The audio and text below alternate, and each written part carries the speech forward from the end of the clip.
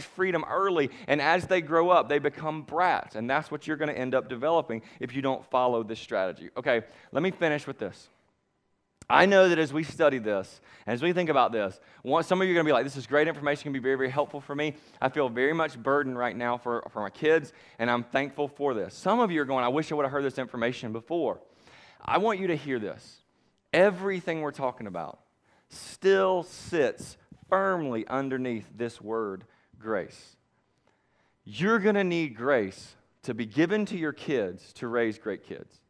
And you, as an adult, as a parent, are going to need grace to just survive this process that we call parenting. I have found that few places do parents get any positive affirmation. Usually the only place you get any feedback is when your kids have done wrong. You need to understand grace. I want to say it this way. The God who defeated sin and death, who rose from the grave, is telling you today that he will partner with you in raising your children.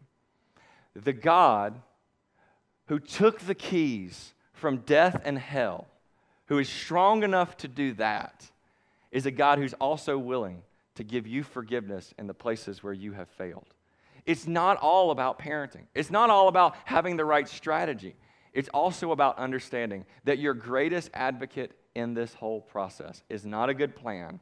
It is a God who calls himself Father, who wants you to emulate who he is. And the only way you're going to be able to do that is to receive him, to receive the grace that he's offered. And as we move forward in this time, I want you to have that opportunity to receive that grace. Let's do it together.